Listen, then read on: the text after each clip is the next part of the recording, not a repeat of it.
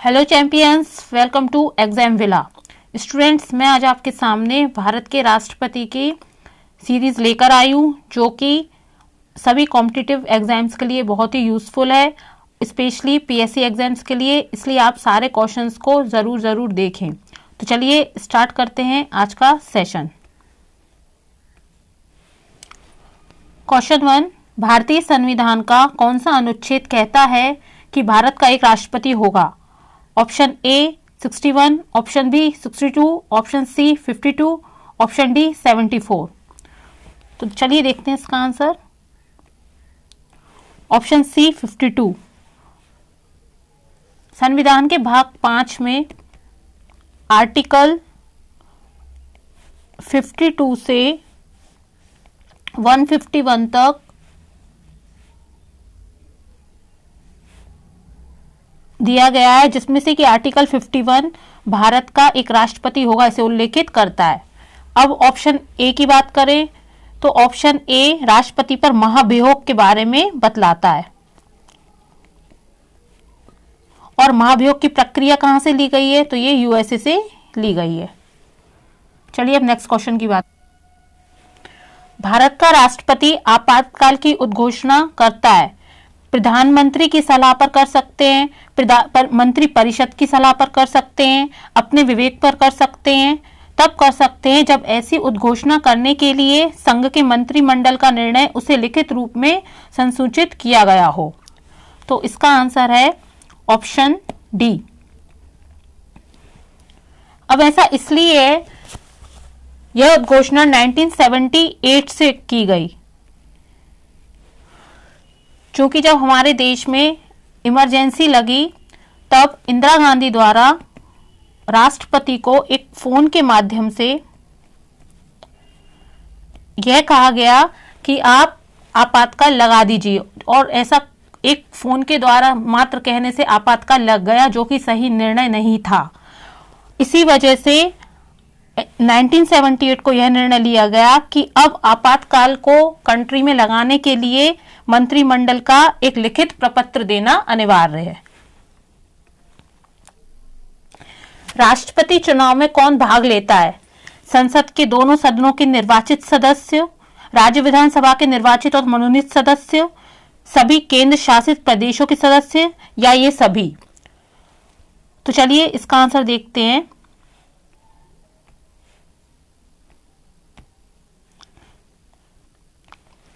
संसद के दोनों सदनों के निर्वाचित सदस्य, ये ऑप्शन सही है। राज्य विधानसभा के निर्वाचित और मनोनीत सदस्य, नहीं, ये गलत है। राज्य विधानसभा के सिर्फ निर्वाचित सदस्य भाग लेंगे, ना कि मनोनीत सदस्य। अब है सी ऑप्शन, सभी केंद्र शासित प्रदेशों के सदस्य, नहीं, ये भी गलत है। सभी केंद्र शासित प्रदेशों के सदस्य भाग नहीं लेंगे, केवल दिल्ली और पुडुचेरी के सदस्य, विधानसभा सदस्य भाग लेंगे। और ये प्रावधान 70वें संविधान संशोधन अधिनियम द्वारा पारित किया गया।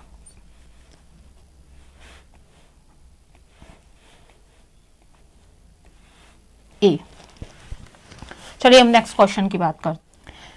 भारत में राष्ट्रपति पद के चुनाव के लिए उम्मीदवार के नामांकन को कम से कम सब्सक्राइब किया जाना चाहिए। ऑप्शन ए 50 प्रस्तावक 50 अनुमोदक, ऑप्शन बी 50 प्रस्तावक 25 अनुमोदक, ऑप्शन सी 20 प्रस्तावक 20 अनुमोदक, ऑप्शन डी 50 प्रस्तावक और 20 अनुमोदक। चलिए इसका आंसर देखते हैं।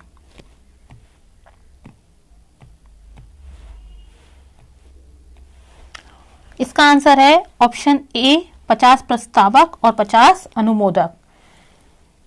देखिए, जब हमारा भारत का संविधान लागू हुआ सन 1950 में, तब केवल 2 प्रस्तावक और 2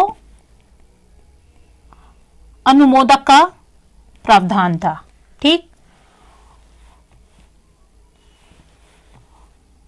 और 1974 से 1997 तक 10 प्रस्तावक और 10 अनुमोदक का प्रावधान था। लेकिन 1997 से वर्तमान जो वर्तमान स्थिति है उसमें 50 प्रस्तावक और 50 अनुमोदक का प्रावधान है। चलिए नेक्स्ट क्वेश्चन की बात करते हैं। भारतीय राष्ट्रपति के सर्वसम्मति से चुने जाने का अभी तक का एकमात्र उदाहरण कौन है? Option A doctor S Radhakrishnan, option B doctor Zakir Hussain, option C Giani Zail Singh, option D Neelam Sanjiva Reddy. तो इसका आंसर है ऑप्शन डी नीलम संजीव रेड्डी। चलिए नेक्स्ट क्वेश्चन। निम्नलिखित में से कौन सा कथन गलत है?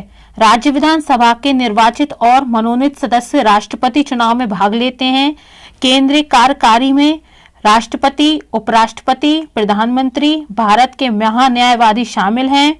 ऑप्शन सी संविधान के उल्लंघन के लिए राष्ट्रपति के खिलाफ महाभियोग शुरू किया जा सकता है। तो इसका आंसर है ऑप्शन ए गलत है। अभी मैंने लास्ट क्वेश्चन में बताया था राज्य विधानसभा के निर्वाचित और मनोनीत सदस्य राष्ट्रपति के चुनाव में भाग नहीं लेते हैं। राज्य विधानसभा के केवल निर्वाचित सदस्य ही भाग लेंगे। और राष्ट्रपति के निर्वाचन का जो उल्लेख है वो अनुच्छेद 54 में किया गया है। जो निर्वाचन मंडल का उल्लेख है कि राष्ट्रपति के निर्वाचन में कौन कौन शामिल होंगे, तो इसका उल्लेख अनुच्छेद 54 में किया गया है। अब ये वाला ऑप्शन सी देखिए, संविधान के उल्लंघन के लिए राष्ट्रपति के खिलाफ महाभियोग शुरू किया जा सकता है। हाँ, ये बिल्कुल सही है। और ऑप्शन बी केंद्रीय कार्यकारी में राष्ट्रपति, उपराष्ट्रपति, प्रधानमंत्री और भारत के महान्यायवादी शामिल है, ये भी सही है। तो इसका आंसर है ऑप्शन ए, क्योंकि ऑप्शन ए गलत है। ठीक, चलिए नेक्स्ट क्वेश्चन देखते हैं। कौन सुमेलित नहीं है? अब आपको ये बताना है इसमें से कौन सा गलत है। अनुच्छेद 54 राष्ट्रपति चुनाव के बारे में बतलाता है। अनुच्छेद 55 राष्ट्रपति चुनाव का तरीका बतलाता है।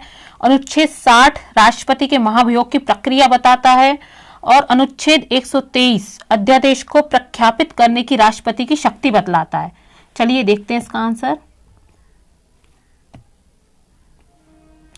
इसका आंसर है ऑप्शन सी गलत है, क्योंकि राष्ट्रपति के महाभियोग की प्रक्रिया का वर्णन आर्टिकल 61 में किया गया है।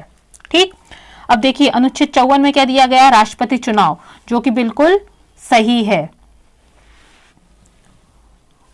और अनुच्छेद 55 में दिया गया राष्ट्रपति चुनाव का तरीका, यह भी बिल्कुल सही है ना। अब देखिए राष्ट्रपति के चुनाव का तरीका जो है यह आयरलैंड से लिया गया है। कहां से लिया गया? जो तरीका है कि किस तरीके से राष्ट्रपति के चुनाव कराने होंगे, तो ये आयरलैंड से लिए गए हैं। नेक्स्ट क्वेश्चन की बात करते हैं।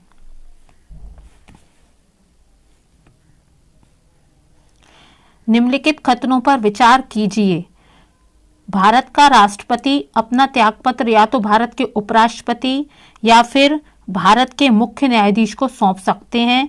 ऑप्शन 2 राष्ट्रपति पर महाभियोग चलाने के आरोप पर संसद के किसी भी सदन के 1/3 सदस्य के हस्ताक्षर होना अनिवार्य है। 3 राष्ट्रपति के चुनाव में भाग लेने वाले सभी सदस्य राष्ट्रपति के महाभियोग की प्रक्रिया में शामिल होते हैं। चलिए देखते हैं इसका आंसर। भारत का राष्ट्रपति अपना त्यागपत्र या तो भारत के उपराष्ट्रपति या फिर भारत के मुख्य न्यायाधीश को सौंप सकते हैं। नहीं, ये गलत है।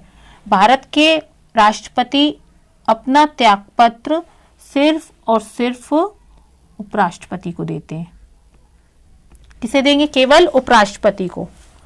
राष्ट्रपति पर महाभियोग चलाने के आरोप पर संसद के किसी भी सदन के 1/3 सदस्यों के हस्ताक्षर होना अनिवार्य है। नहीं, 1/4 सदस्य के हस्ताक्षर होना अनिवार्य है, ना कि 1/3। राष्ट्रपति के चुनाव में भाग लेने वाले सभी सदस्य राष्ट्रपति के महाभियोग की प्रक्रिया में शामिल होते हैं। नहीं, ये भी गलत है। सभी सदस्य शामिल नहीं होंगे, संसद के दोनों सदनों के सदस्यों का शामिल होना अनिवार्य है। मतलब इसमें से तीनों ऑप्शन रॉन्ग है, तो आंसर होगा इनमें से कोई नहीं। चलिए नेक्स्ट क्वेश्चन देखते हैं। नेक्स्ट क्वेश्चन है, राष्ट्रपति का पद कैसे रिक्त हो सकता है? अपने कार्यकाल की समाप्ति पर, उनके इस्तीफे से, केवल राज्यसभा में महाभियोग शुरू होने से, और ऑप्शन डी केवल ए और बी दोनों। अपने कार्यकाल की समाप्ति पर, हाँ, जब राष्ट्रपति का कार्यकाल 5 वर्ष का पूर्ण हो जाएगा तो राष्ट्रपति अपना त्यागपत्र देंगे और उनके इस्तीफे पर राष्ट्रपति स्वयं इस्तीफा दे सकते हैं। हाँ, बिल्कुल दे सकते हैं, केवल राज्यसभा में महाभियोग शुरू होने पर। नहीं, ये गलत है। राज्यसभा में नहीं, संसद के दोनों सदनों में से किसी भी सदन के द्वारा महाभियोग की प्रक्रिया शुरू की जा सकती है, इसलिए ये वाला ऑप्शन गलत है। तो आंसर होगा ऑप्शन डी, ए और बी दोनों। निम्नलिखित में से कौन सा कथन सही नहीं है? अब इसमें पूछा गया है सही नहीं है, तो आप इन वर्ड्स का एग्जाम में जरूर ध्यान रखें कि पूछा क्या गया है। तो चलिए देखते हैं। ऑप्शन ए, राष्ट्रपति भारत के सैन्य बलों का प्रमुख होता है। ऑप्शन बी, राष्ट्रपति अनुसूचित जाति और अनुसूचित जनजाति की स्थितियों की जांच के लिए एक आयोग नियुक्त कर सकते हैं।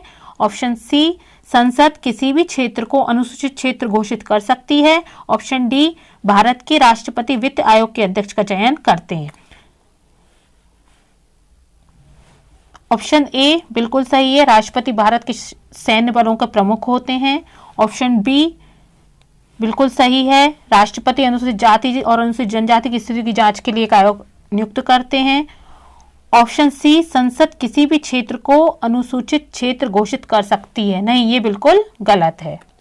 एंड ऑप्शन डी, भारत के राष्ट्रपति वित्त आयोग के अध्यक्ष का चुनाव करते हैं। हाँ, ये भी बिल्कुल सही है, वित्त आयोग के अध्यक्ष का चयन राष्ट्रपति द्वारा किया जाता है। तो इसका आंसर होगा ऑप्शन सी। चलिए नेक्स्ट क्वेश्चन देखिए। निम्नलिखित में से किस लेख में राष्ट्रीय आपातकाल के प्रावधान का उल्लेख किया गया है? Option A, article 356, option B, article 352, option C, article 360, option D, article 365। चलिए देखते हैं इसका आंसर। ऑप्शन ए दिया गया है आर्टिकल 356। जो 356 है वो राष्ट्रपति शासन के बारे में बतलाता है। किसके बारे में? राष्ट्रपति शासन के। संवैधानिक तंत्र विफल होने पर ये वाला आपातकाल घोषित किया जाता है, आर्टिकल 356। अब आर्टिकल 352 की बात की जाए तो आर्टिकल 352 हमें राष्ट्रीय आपातकाल के बारे में बतलाता है, तो इसका आंसर होगा आर्टिकल 352। और इसमें दिया है आर्टिकल 360। जो आर्टिकल 360 है वह वित्तीय आपातकाल के बारे में बतलाता है, वित्तीय आपातकाल, जो कि भारत में अभी तक नहीं लगाया गया है। ठीक, चलिए नेक्स्ट क्वेश्चन की बात करते हैं। राष्ट्रपति पर महाभियोग शुरू किया जा सकता है केवल लोकसभा में, केवल राज्यसभा में, संसद के किसी भी सदन में या सुप्रीम कोर्ट में। तो इसका आंसर है ऑप्शन सी, संसद के किसी भी सदन में। महाभियोग की प्रक्रिया आर्टिकल 61 में दी गई है और महाभियोग हमने यूएसए के संविधान से लिया है। महाभियोग प्रक्रिया के 4 चरण होते हैं, 4 चरण। पहला होता है आरोप का प्रारंभ,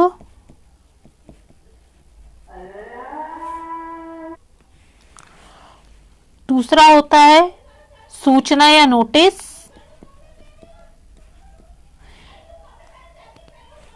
तीसरा होता है पारित होने के लिए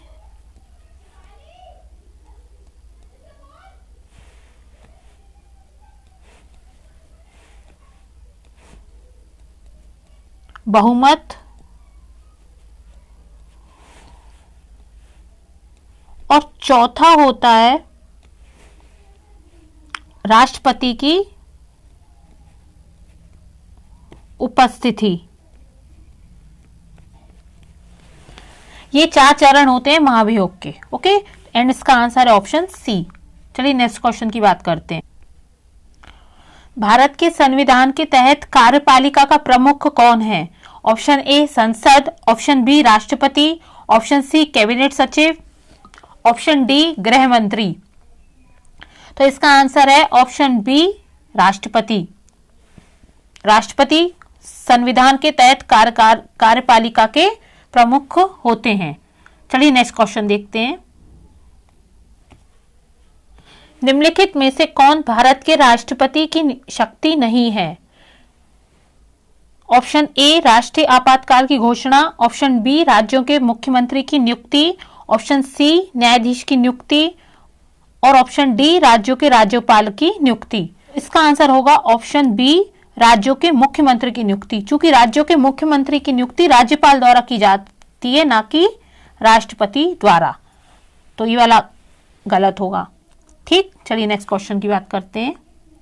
नेक्स्ट क्वेश्चन, भारत के राष्ट्रपति को पद की शपथ कौन दिलाता है? भारत का governor general, option B Bharat के उपराष्ट्रपति, ऑप्शन सी भारत के प्रधानमंत्री, ऑप्शन डी भारत के मुख्य न्यायाधीश। तो इसका आंसर है ऑप्शन डी भारत के मुख्य न्यायाधीश। आर्टिकल 60 जो अनुच्छेद 60 है वो भारत में राष्ट्रपति के शपथ से संबंधित है। आर्टिकल 60। चलिए नेक्स्ट क्वेश्चन देखते हैं। राष्ट्रपति किसका हिस्सा है? ए लोकसभा, बी राज्यसभा, सी संसद या डी उपरोक्त में से कोई नहीं। चूंकि जो हमारी संसद है वो लोकसभा, राज्यसभा प्लस राष्ट्रपति इन तीनों से मिलकर बनती है, इसलिए राष्ट्रपति भी किसका हिस्सा होंगे? संसद का। तो इसका आंसर होगा ऑप्शन सी संसद।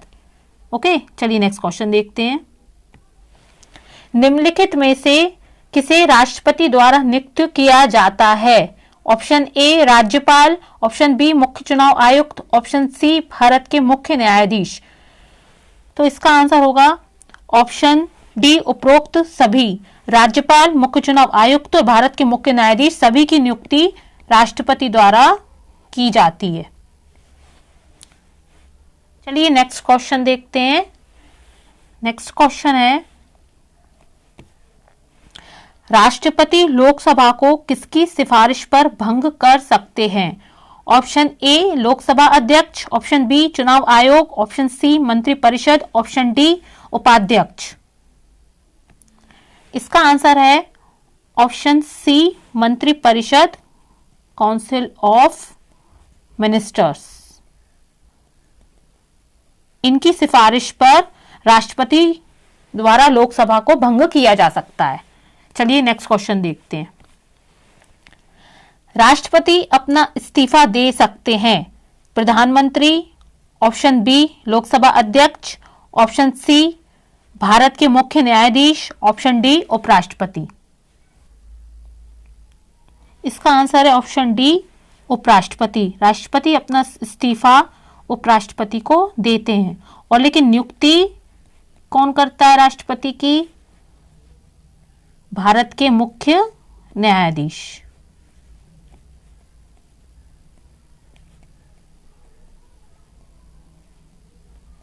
चलिए नेक्स्ट क्वेश्चन देखते हैं।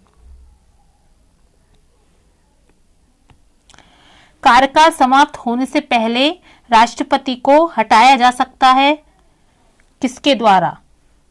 ऑप्शन ए राजनीतिक दल, option B supreme court, option C संसद, ऑप्शन डी प्रधानमंत्री। चलिए इसका आंसर देखते हैं। इसका आंसर है ऑप्शन सी। हाँ, संसद के द्वारा राष्ट्रपति को हटाया जा सकता है, क्योंकि संसद में किसी भी सदन में संसद के महाभियोग की प्रक्रिया द्वारा राष्ट्रपति को हटाया जाता है। तो इसका आंसर होगा ऑप्शन सी। नेक्स्ट क्वेश्चन देखते हैं। भारत के राष्ट्रपति का कार्यकाल होता है उनके चुनाव की तारीख से 5 साल तक, ऑप्शन बी उनके कार्यकाल में प्रवेश करने की तारीख से 5 वर्ष तक, ऑप्शन सी उनके चुनाव की तारीख से 7 साल तक, ऑप्शन डी उनके कार्यकाल में प्रवेश करने की तारीख से 7 वर्ष तक। तो इसका आंसर होगा ऑप्शन बी उनके कार्यकाल में प्रवेश करने की तारीख से 5 वर्ष तक। कि जो राष्ट्रपति को शपथ दिलाई जाती है हमेशा 25 जुलाई को ही दिलाई जा रही है। ये सन 1977 से हुआ है। 1977 से वर्तमान तक हमेशा 25 जुलाई को ही राष्ट्रपति को शपथ दिलाई जाती है।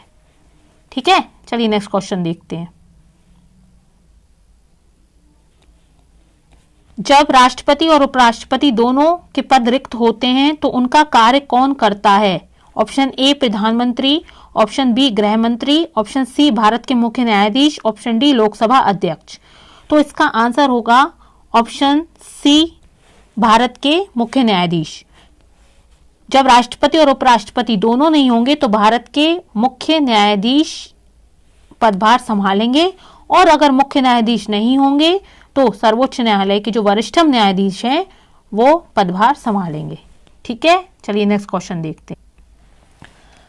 राष्ट्रपति या उपराष्ट्रपति के चुनाव के संबंध में या उसके संबंध में उत्पन्न होने वाले संदेह और विवादों पर निर्णय कौन करता है?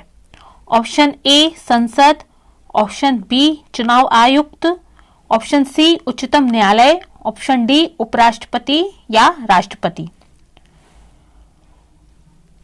तो देखिए इसका आंसर होगा ऑप्शन सी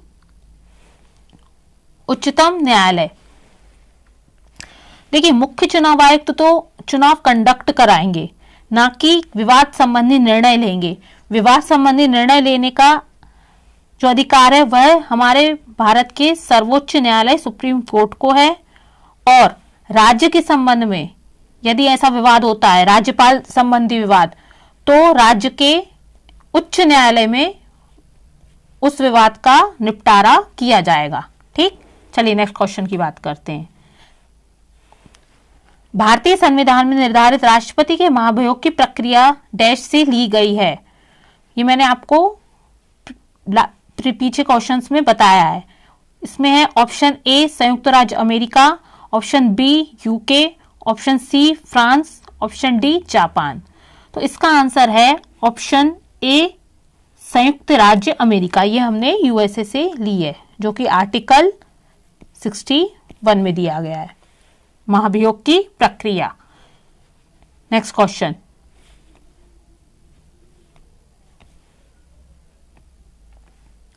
भारत के संविधान के किस अनुच्छेद के तहत राष्ट्रपति किसी राज्य का प्रशासन अपने हाथ में ले सकते हैं यदि उसकी संवैधानिक मशीनरी टूट जाती है?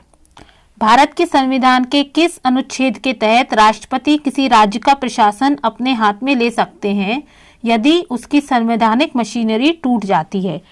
अनुच्छेद 83 का क्लॉज 2, अनुच्छेद 352, अनुच्छेद 356, अनुच्छेद 343। चलिए इसका आंसर देखते हैं। इसका आंसर है अनुच्छेद 356। देखिए मशीनरी टूटने का अर्थ है यदि किसी राज्य की सरकार संविधान के अंतर्गत कार्य नहीं कर रही है या संविधान का उल्लंघन कर रही है,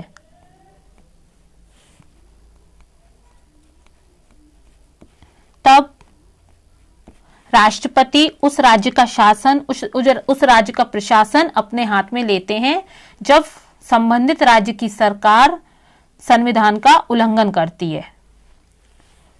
उस स्थिति में वहां का प्रशासन राष्ट्रपति के द्वारा संभाला जाएगा।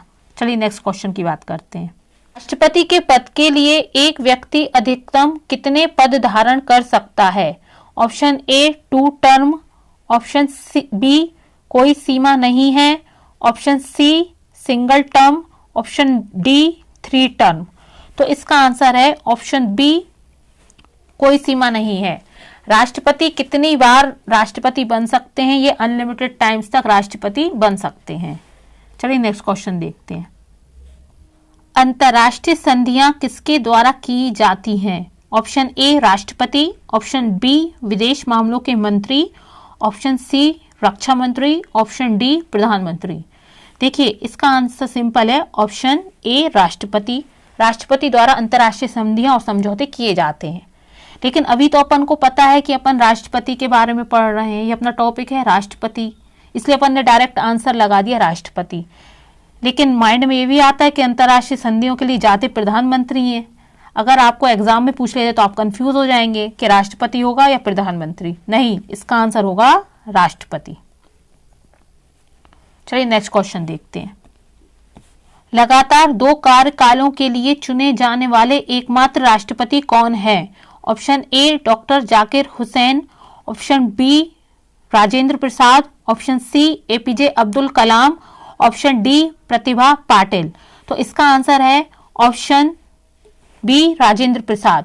डॉक्टर राजेंद्र प्रसाद हमारे भारत के प्रथम राष्ट्रपति हैं, जिनका कार्यकाल 1950 से 1962 तक रहा है और ये हमारे भारत के एकमात्र राष्ट्रपति हैं जो 2 कार्यकालों के लिए चुने गए हैं। चलिए नेक्स्ट क्वेश्चन देखते हैं। एससी, एसटी और ओबीसी की स्थितियों की जांच के लिए आयोग की नियुक्ति कौन कर सकता है? ऑप्शन ए प्रधानमंत्री, ऑप्शन बी रक्षा मंत्री, ऑप्शन सी विदेश मंत्री, ऑप्शन डी राष्ट्रपति। तो इसका आंसर है ऑप्शन डी राष्ट्रपति। पिछले क्वेश्चन में हमने देखा था कि अनुसूचित जाति और अनुसूचित जनजाति के लिए क्षेत्र की घोषणा भी राष्ट्रपति द्वारा ही की जाती है। ठीक, नेक्स्ट क्वेश्चन देखते हैं। राष्ट्रपति द्वारा लोकसभा और राज्यसभा के लिए मनोनीत सदस्यों की कुल संख्या कितनी है? Option A 16, option B 18, option C 14 and option D 12। चलिए इसका आंसर देखते हैं। इसका आंसर है ऑप्शन सी 14, जिसमें से कि लोकसभा के 2 सदस्य और राज्यसभा के 12 सदस्य होते हैं, तो टोटल हो गए 14। ये विज्ञान, कला, इस क्षेत्र के स्पेशलिस्ट होते हैं जिनको राष्ट्रपति द्वारा लोकसभा और राज्यसभा किया जाता है। चलिए नेक्स्ट क्वेश्चन देखते हैं। यदि किसी राष्ट्रपति की पद पर रहते हुए मृत्यु हो जाती है तो उपराष्ट्रपति राष्ट्रपति के रूप में अधिकतम अवधि के लिए कार्य कर सकते हैं, तो वो अवधि कितनी हो सकती है? ऑप्शन ए 1 साल, ऑप्शन बी 3 महीने, ऑप्शन सी 6 महीने, ऑप्शन डी 2 साल। तो इसका आंसर है ऑप्शन सी 6 महीने। चलिए नेक्स्ट क्वेश्चन देखते हैं। निम्नलिखित में से किसके पास भारत संघ के भीतर एक नया राज्य बनाने की शक्ति है? ऑप्शन ए लोकसभा अध्यक्ष, ऑप्शन बी राष्ट्रपति, ऑप्शन सी प्रधानमंत्री, ऑप्शन डी सुप्रीम कोर्ट। इसका आंसर है ऑप्शन बी राष्ट्रपति। देखिए हमारे संविधान का भाग 1 के अंतर्गत आर्टिकल 3, जो आर्टिकल 3 है, भाग 1 के आर्टिकल 3 में नए राज्यों के बनाने का वर्णन किसमें किया गया है? आर्टिकल 3 में। और नए राज्य बनाए किसके द्वारा जाते हैं? राष्ट्रपति के द्वारा। Next question. जब उपराष्ट्रपति राष्ट्रपति के रूप में कार्य करते हैं तो वह उनको किस प्रकार का वेतन प्राप्त होगा? ऑप्शन ए राज्यसभा के सभापति के रूप में, ऑप्शन बी ए और सी दोनों, ऑप्शन सी राष्ट्रपति, ऑप्शन डी संसद सदस्य। इसका आंसर है ऑप्शन सी राष्ट्रपति। देखिए जो उपराष्ट्रपति होते हैं वो राज्यसभा के पदेन सभापति होते हैं। इसका मतलब है कि जब उपराष्ट्रपति राष्ट्रपति का पद संभालेंगे तो उन्हें राज्यसभा के पदेन सभापति के रूप में वेतन ना मिलके सिर्फ और सिर्फ राष्ट्रपति के रूप में वेतन दिया जाएगा। ठीक, चलिए नेक्स्ट क्वेश्चन देखते हैं। केंद्रीय मंत्रिपरिषद की नियुक्ति किसके द्वारा की जाती है? ऑप्शन ए भारत के राष्ट्रपति अपने विवेक के अनुसार करते हैं, ऑप्शन बी प्रधानमंत्री की सलाह पर भारत के राष्ट्रपति, ऑप्शन सी भारत के प्रधानमंत्री, ऑप्शन डी संसद। इसका आंसर है ऑप्शन बी प्रधानमंत्री की सलाह पर भारत के राष्ट्रपति। जो हमारे भारत के प्रधानमंत्री हैं उनके द्वारा केंद्रीय मंत्रिपरिषद की पूरी लिस्ट तैयार की जाती है, जो कि भारत के राष्ट्रपति को दी जाती है, और भारत के राष्ट्रपति के द्वारा अंतिम मोहर लगने पर ही हमारे भारत के केंद्रीय मंत्रिमंडल का गठन किया जाता है। अब चलिए नेक्स्ट क्वेश्चन देखते हैं।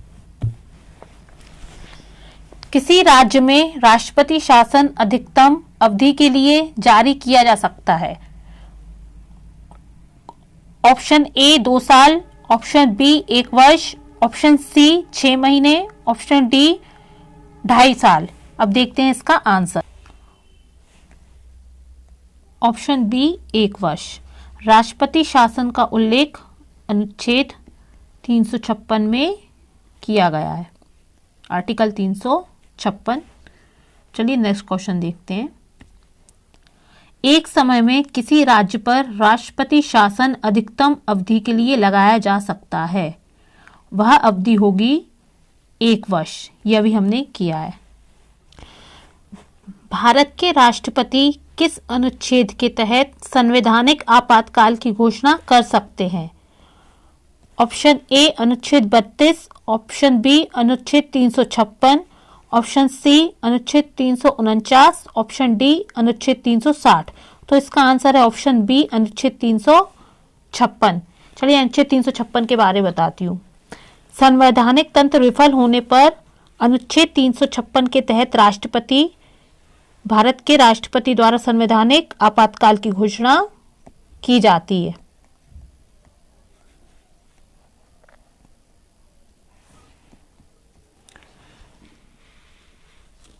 और जब इसकी उद्घोषणा होती है तो संसद द्वारा 2 माह के अंदर अनुमोदन आवश्यक होता है।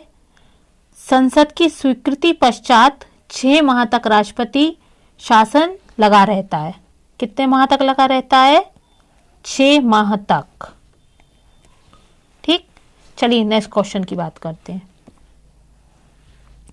निम्नलिखित में से कौन भारत के राष्ट्रपति को अपना त्यागपत्र नहीं देता। ऑप्शन ए राज्य के राज्यपाल, ऑप्शन बी सुप्रीम कोर्ट के जज, ऑप्शन सी उच्च न्यायालय के न्यायाधीश, ऑप्शन डी लोकसभा अध्यक्ष। इसका आंसर है ऑप्शन डी लोकसभा अध्यक्ष। लोकसभा अध्यक्ष राष्ट्रपति को अपना त्यागपत्र नहीं सौंपते, उपाध्यक्ष को अपना त्यागपत्र सौंपते हैं। किसे सौंपते हैं? उपाध्यक्ष को। नेक्स्ट क्वेश्चन देखते हैं।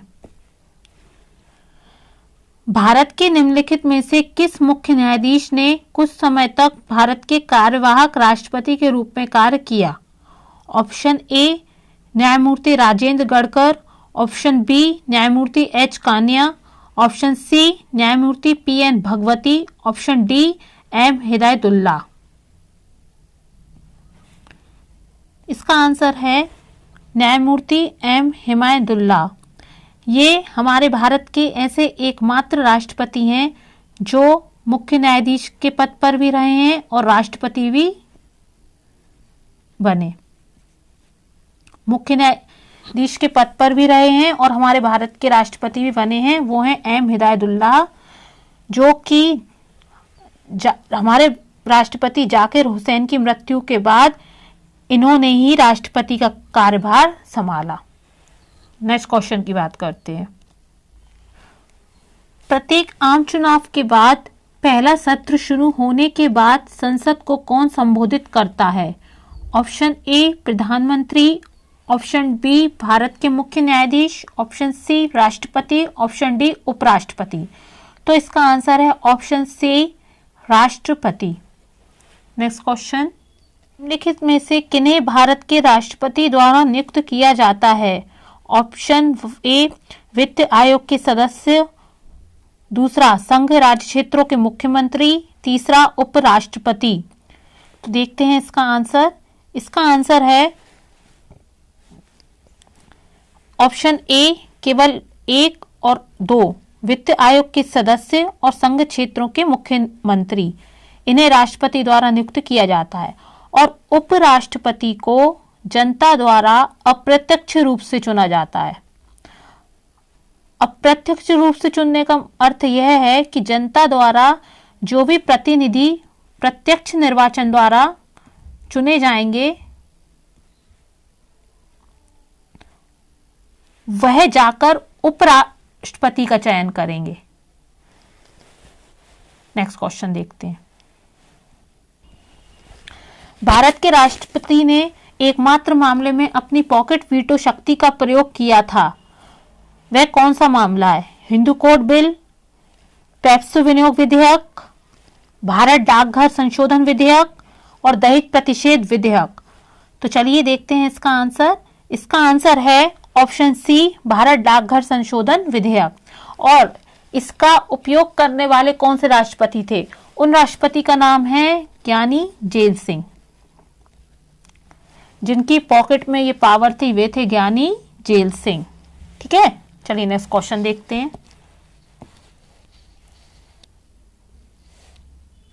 भारतीय संविधान के निम्नलिखित में से किस एक संशोधन द्वारा राष्ट्रपति को कोई भी मामला मंत्रिपरिषद द्वारा पुनर्विचार किए जाने के लिए वापस भेजने का अधिकार दिया गया है? ऑप्शन ए 39वें संविधान संशोधन, ऑप्शन बी 40वें, ऑप्शन सी 42वें या ऑप्शन डी 44वें। देखते हैं इसका आंसर। इसका आंसर है ऑप्शन डी 44वां संविधान संशोधन। Next question. एक व्यक्ति जो संसद का सदस्य नहीं है राष्ट्रपति द्वारा अधिकतम अवधि के लिए मंत्री के रूप में नियुक्त किया जा सकता है, वह अवधि क्या है? ऑप्शन ए 9 महीने, ऑप्शन बी 3 महीने, ऑप्शन सी 12 महीने या ऑप्शन डी 6 महीने। तो इसका आंसर होगा ऑप्शन डी 6 महीने। Next question. तो चलिए आज के लिए इतना ही। अगर आपको ये सेशन पसंद आता है तो इसे लाइक करें, शेयर करें और सब्सक्राइब करें।